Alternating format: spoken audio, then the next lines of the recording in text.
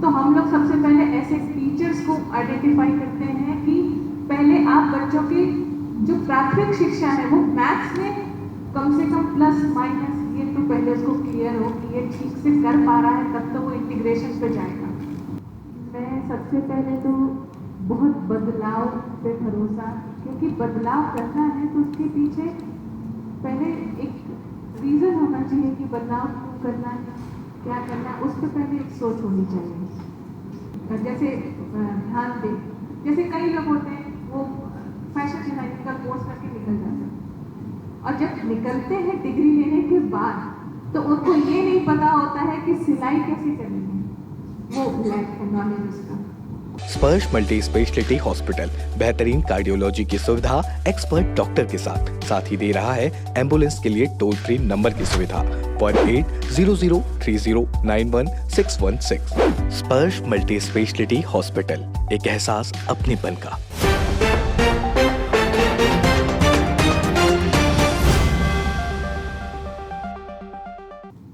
जयप्रकाश यादव जी, अगर वो हैं तो कृपया चर्चा के लिए ऊपर आ जाए, और साथ में सुमन जी को भी बुला लेते हैं, दोनों पे चर्चा कर लीजिए कंबाइन। हाँ, क्या दिक्कत है, सुमन जी आप भी आ जाइए, क्योंकि समय भी बहुत हो रहा है, दोनों से क्वेश्चन पूछ लिए जाएंगे।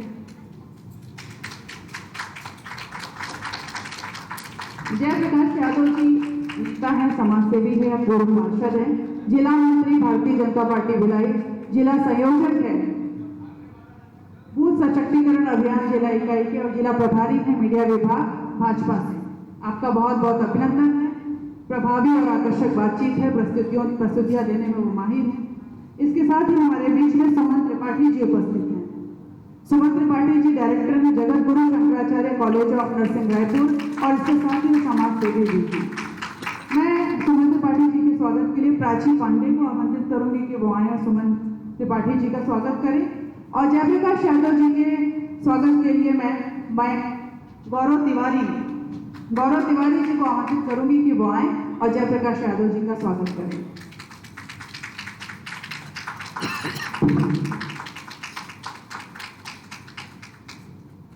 अब मैं मयंक जी से निवेदन करूंगी कि आप दोनों के साथ चर्चा को प्रारंभ करें। सुमन त्रिपाठी जी, जो कि शंकराचार्य नर्सिंग कॉलेज की डायरेक्टर है और समाज सेवा के क्षेत्र में उस लंबे समय से काम कर रही हैं। जैसा कि मानसी गुलाटी जी ने कहा था कि बहुत सारे लोग काम करते हैं लेकिन उनके काम को सामने नहीं लाया जाता या पता नहीं चलता है। तो जिन लोगों के काम को सामने नहीं लाया जा सका, उन्हीं में से सुमन त्रिपाठी दीदी भी शामिल है। बहुत सारे सहयोग के काम, सेवा के काम वो करती रही हैं, और वो कभी उन्होंने प्रचार के लिए ना तो प्रयास किया, ना किसी को आमंत्रित किया कि वो आकर के उनका प्रचार करें। इसी तरीके से हमारे साथ जेपी यादव जी हैं, वो भी उन नेताओं में से हैं जो अक्सर कहा जाता है कि नेता बहुत ज़्यादा पढ़ा लिखा नहीं होता है, लेकिन जेपी जी थोड़ा सा अपवाद है इसमें। पेशे से इंजीनियर हैं, लेकिन उन्होंने सेवा के क्षेत्र को चुना और भारतीय जनता पार्टी से भी जुड़े हुए हैं। अब इनसे सवाल का जवाब का सिलसिला शुरू करेंगे, तो हम शुरुआत करते हैं सुमन त्रिपाठी जी से। चूंकि एक लंबा पूरा परिवार ही आपका शिक्षा से जुड़ा हुआ है, परिवार क्या, अगर हम खानदान में हैं तो कोई अतिशयोक्ति नहीं होगी। 200 से ज़्यादा कॉलेज स्कूल आपके परिवार द्वारा संचालित हैं। हम आपसे ये जानना चाहते हैं कि जो मौजूदा शिक्षा व्यवस्था है वो कितनी उपयोगी है। सबसे पहले तो मैं आप सबको गणपति जी की बधाई देती हूँ, शुभकामनाएं देती हूँ। दूसरा, आपने जो मुझे सौभाग्य दिया कि 200 स्कूल, हो सकता है गणपति जी आपसे बुलवा रहे हों, क्योंकि अभी हम 100 तक ही पहुँचे हैं। अब धीरे धीरे प्रयास में हो सकता है कि वो संस्था 200 पे आ जाए। तो आपका जो प्रश्न था कि शिक्षा कितनी उपयोगी है, मौजूदा शिक्षा व्यवस्था जो पढ़ाई हो रही है वो बच्चों के लिए क्या वाकई में रोजगार परक है या नहीं? देखिए, शिक्षा बहुत संस्कारों के साथ होना बहुत ज़रूरी है। हम लोगों का मतलब मैंने तो बचपन से अपने पिता को आज 25 से 30 साल हो गए कि हम पढ़ा के बच्चे को प्लेस कर दें, तो वो जो बच्चा है उसकी सबसे पहले जो नीड होती है वो घर से चालू होती है। वो शिक्षा उसके परिवार से मिलती है, माँ से, उसके गुरु से, फिर वो हमारे पास आते हैं, स्कूल में आते हैं, कॉलेज में जाते हैं। सबसे पहले तो उनको सेंसिबल बनाना बहुत इम्पोर्टेंट है। और ऐसा नहीं है कि आपके क्लास में 40 बच्चे पढ़ रहे हैं और 40 के 40 IIT निकाल लेंगे, 40 के 40 वो डॉक्टर बन जाएंगे। हम लोगों का पहले सबसे पहला एक तरीके से हमारा एक्सपेरिमेंट जैसा होता है कि हम बच्चों के उनमें क्या टैलेंट है उसको पहले एनहांस करते हैं, अलग से देखते हैं कि वो बच्चा कहाँ पे अपने आप को फिट मानता है। उसके हिसाब से धीरे धीरे आजकल जैसे जो प्रणाली शिक्षा की है, जैसे सबने कहा कि किताबी पढ़ाई से मेन प्रॉब्लम हमारे लोगों की यही है कि हम बच्चों को किताबें दे दें, अच्छी से अच्छी बुक्स दे दें, ट्यूशन अच्छा से अच्छा करा लें, लेकिन उनको यही नहीं मालूम होता है कि उनके बच्चों को चाहिए क्या। मान लीजिए बच्चा मैथमेटिक्स ले लिया, मैथमेटिक्स लेने के बाद उसके मन में ये है कि मम्मी से ये नहीं बोल पाएंगे, ट्यूशन भेज रही है मम्मी, मैथ तो समझ ही नहीं आ रहा।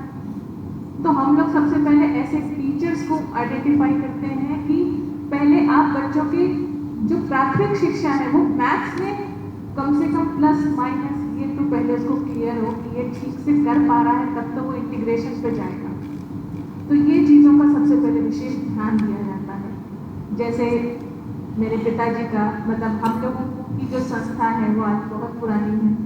मैं ऐसी सौभाग्यशालिनी हूँ कि अपने पिता के घर से भी इसी प्रोफेशन में ही मैंने आँख खोली और देखा मैंने, और मैं जब ससुराल गई तो वहाँ पर मुझे स्कूली शिक्षा और वही मैंने देखा, तो मुझे ऐसा लगा कि मैं कोई अलग घर पे नहीं आई। उसी तरीके की मेहनत, उसी तरीके के पीछे डेडिकेशन, ये हमारे मतलब कहना चाहिए कि ये मूल हमारे शिक्षा का एक वो है कि उसको बड़ा ही सेंसिटिव तरीके से देखा जाए शिक्षा को, कि मतलब बच्चे उस चीज़ में यूज टू हो, उससे घबराए नहीं। आज का सबसे बड़ा जो प्रॉब्लम है वो यही है कि बच्चा समझ नहीं पा रहा है चीज़ों को, लेकिन हम थोप रहे हैं उसको। हम डॉक्टर नहीं बन पाए तो वो बच्चा बनना चाहिए डॉक्टर, वो कलेक्टर बनना चाहिए तो वो कलेक्टर बच्चा। सारी उम्मीदें आप बच्चे से ले रहे हैं, लेकिन क्या बच्चे से कभी पूछे कि उसकी क्या इच्छा करने की?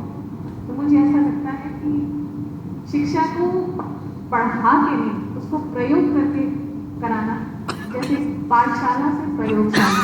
हम लोगों के पूरे शंकराचार्य विद्यार्थी का स्लोगन है, पाठशाला से प्रयोगशाला।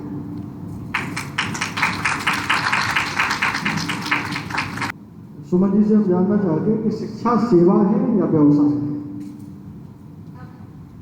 आपकी नजर में? मैं आप ही से पूछती हूँ, मेरे लिए तो सेवा है। अब आप मुझसे किस तरीके से पूछ रहे हैं कि वो व्यवसाय है? नहीं, जिस तरीके से स्कूल कॉलेजेस में अब ये होता है कि केवल आपको शिक्षा की गारंटी नहीं है, बाकी सब सामान स्कूल से खरीदना है। बहुत सारे ऐसे उदाहरण हैं, या कॉलेजेस में केवल फीस लेने तक ही वो सीमित रहते हैं, उनको इतने काबिल नहीं बनाए जा रहे हैं बच्चे कि आगे सर्वाइव कर पाए, अपना करियर बना सकें। तो उस दृष्टिकोण से हम जानना चाहते हैं कि आपका क्या विजन रहता है अपने बच्चों को लेकर के? देखिए, व्यवसाय अगर है तो व्यवसाय बंद हो जाते हैं, पर अगर सेवा है तो 30 सालों से चलती रहती है। तो शिक्षा बेसिकली कहा जाए, देखिए आज के ज़माने में मैं ऐसा नहीं कहती हूँ कि सब मतलब दानवीर हो जाएं या सब फ्री में काम कराने लगे, ऐसा नहीं होता। क्योंकि शिक्षा में अगर कोई संस्था चल रही तो वो भी एक सिस्टम है। वहाँ बच्चे अगर पढ़ रहे हैं, उनसे हम फीस देते हैं, तो वो हम उनको फीस दिया जाता है। बेसिकली जो कहना चाहिए कि जैसे हम जैसे लोग हैं जो संस्था चला रहे हैं या बैठे हैं, हम लोग एक कैशियर का काम करते हैं। वो जो लॉकर में जो बच्चों की फीस रखी है वो हमारी नहीं, वो उनकी है जो उनको शिक्षित कर रहे हैं। एक सिस्टम तैयार होता है कि वहाँ से पैसा आया, यहाँ रोजगार मिला, रोजगार का जिनको तनख्वाह मिल रही है वो अपना बेस्ट परफॉर्मेंस देते हैं स्टूडेंट्स को, जिससे कि वो प्लेस होते हैं अच्छी जगह। बेसिकली ये एक सिस्टम है। मतलब देखिए आज के ज़माने में ये मैं नहीं बोलूँगी कि मतलब लूट मची है, ये सारी चीज़ें हैं, लेकिन मैं जहाँ तक सोचती हूँ उसके पीछे एक रीज़न भी है कि जो ऊपर पॉलिसीज़ बनाते हैं, चाहे वो स्कूल्स की हो या मेडिकल की हो या किसी चीज़ की, उसके जो नियम है इतने स्ट्रिक्ट और इतने टिपिकल बनाते हैं, उसमें आपको मैं ये इस फील्ड पे मतलब इसमें कहना थोड़ा मुझे लग रहा है कि उसमें हर जगह पे आपको पैसे, तो ये क्या है बड़ा कॉस्टली, धीरे धीरे ये शिक्षा जो प्रणाली आ रही है वो कॉस्टली होती जा रही है, इसलिए लोगों को ये लगता है कि एक व्यवसाय हो रहा है, यहाँ लूट मच रही है।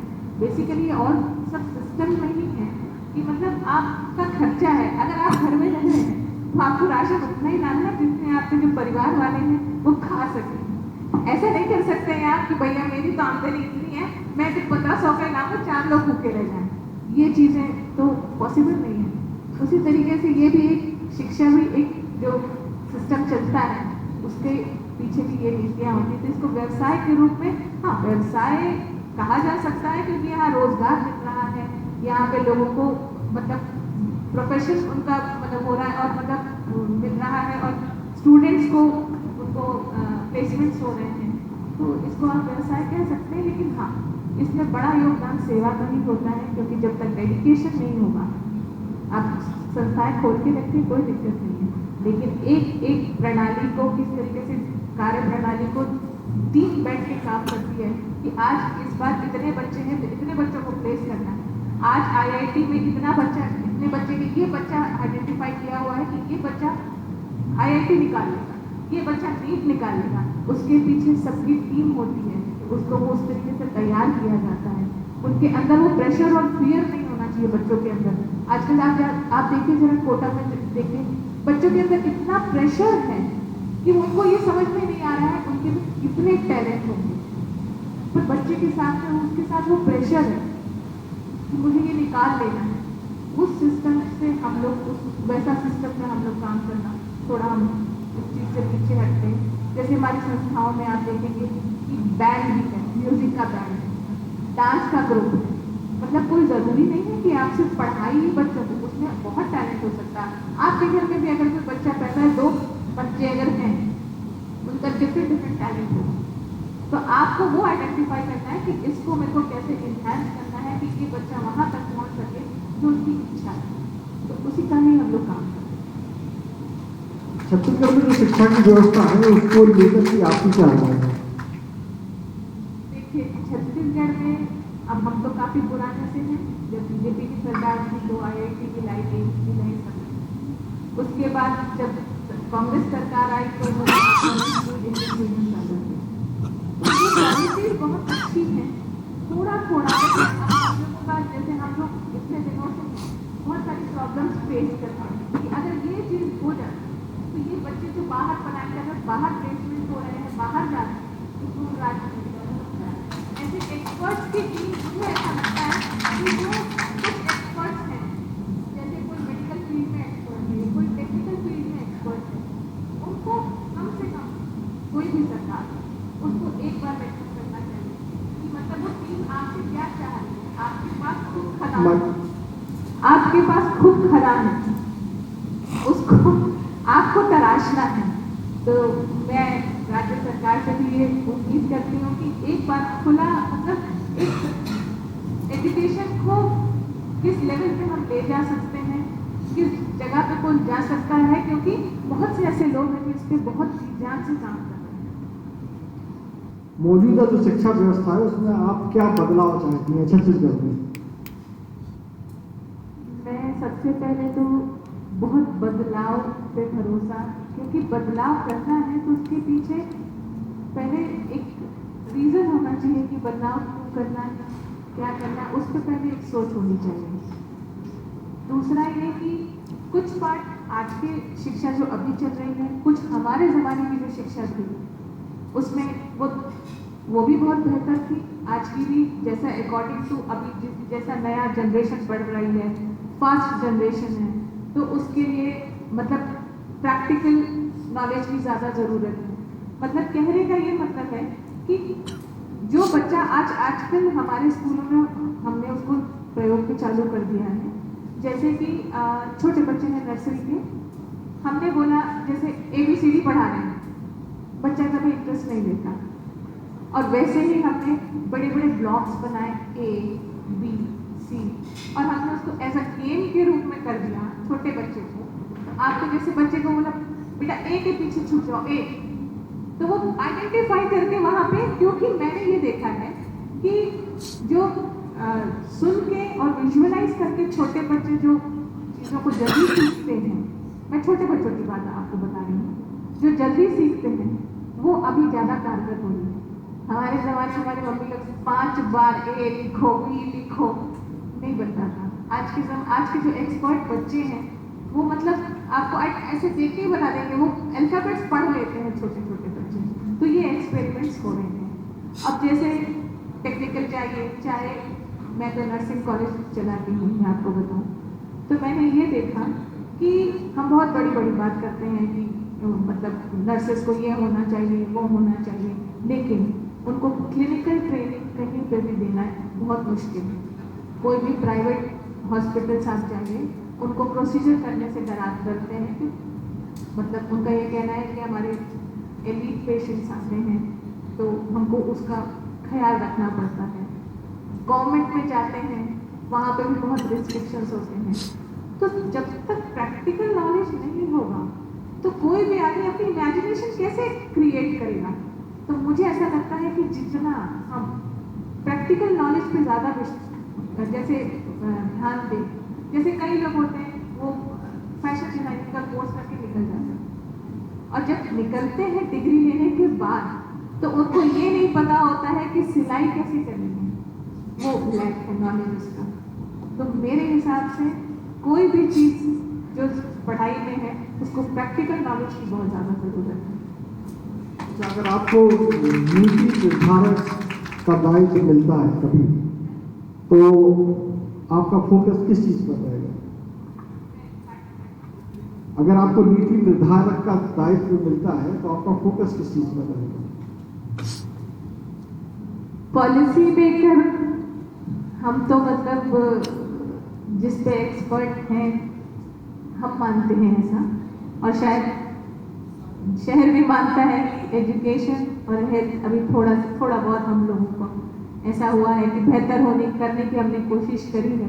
तो हम जो पर्सनल एक्सपेरिमेंट्स कर रहे हैं जिसमें हमको रिजल्ट्स दिख रहे हैं, बच्चों में वो मोटिवेशन आ रहा है, बच्चे स्टार्टअप्स कर रहे हैं, तो हम कोशिश करेंगे कि वो एग्जीक्यूट होनी चाहिए। हालांकि वो एग्जीक्यूट सरकार कर रही है, लेकिन मैंने ये देखा है कि बहुत अच्छी नीतियाँ लाते हैं, बहुत अच्छी। अब मान लीजिए जैसे हॉस्पिटल में बड़ी बड़ी मशीनें बहुत मतलब हाई रेजोल्यूशन की आ जाती हैं, बट उनको चलाने वाले ट्रेनर्स ही नहीं है, उसमें कमी मिलती है। तो इस तरीके से अगर कोई भी चीज़ का हम कोई नयापन लाते हैं चीज़ों में, तो पूरे पैकेज के साथ आना चाहिए। अगर हम ड्रोन भी बनाते हैं तो उसमें एक पायलट की ट्रेनिंग भी हमको खुद प्रशिक्षण देना चाहिए, जिससे कि हमारे पास फुल पैकेज रहेगा कि मतलब वो काम कर सकें। तो मेरे हिसाब से कि जो हम अपने दम पे पीछे से 30 सालों से जो धीरे धीरे कर रहे हैं, उसमें जो कुछ हमको फ्रूट्स अच्छे मिले, मैं कोशिश मतलब मैं सोचूंगी कि ये चीज़ें इम्प्लीमेंट होनी चाहिए और उस चीज़ से आगे बढ़ना चाहिए। बहुत बहुत धन्यवाद। आप लोग आए उसके लिए बहुत बहुत शुक्रिया। भाभी जी, धुली यादव जी, हमारे ख्याल से कार्यक्रम का समापन अभी यहाँ किया जाना चाहिए। उनका सम्मान मोमेंटो आपके द्वारा दिया जाना है।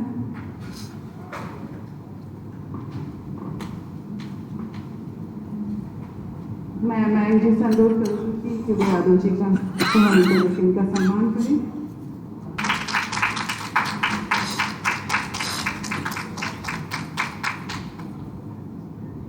बहुत बहुत धन्यवाद सुमन जी और यादव जी, आपने अपना कीमती समय दिया और काफ़ी समय से आपने आके अपनी उपस्थिति यहाँ दी है, और पूरे तीरंदाज परिवार की ओर से मैं आप सभी का आभार व्यक्त करती हूँ कि आप सब ने इतना कीमती समय हम सबको दिया और इस कार्यक्रम को सफल बनाने में अपनी महत्वपूर्ण भूमिका निभाई है। और साथ ही पूरे तीरंदाज चैनल को मैं अपनी ओर से बधाई देती हूँ, जिन्होंने इतना अच्छा मंच आयोजित किया और जिसमें काफ़ी कुछ चीज़ें हमें भी जानने को मिली, सीखने का मौका मिला और साथ ही लोगों की पॉलिसियाँ भी जनता के बीच में आई है और अब ये जनता को निर्णय लेना है कि वो किसको चुने और क्यों चुने। तो निश्चित रूप से इसमें तीरंदाज चैनल की बहुत अहम भूमिका है। पूरे तीरंदाज की टीम को बहुत बहुत बधाई, बहुत सारी शुभकामनाएं और हम इस कार्यक्रम को यहीं समाप्त करते हैं। आप सभी का दिल से आभार। सुषमा भाभी जी का बहुत बहुत धन्यवाद, जो राजनांदगांव से आकर के यहाँ संचालन के लिए वक्त दिया और उनको लगता है कि सबसे ज़्यादा मेहनत उन्होंने की है। धन्यवाद इसके लिए।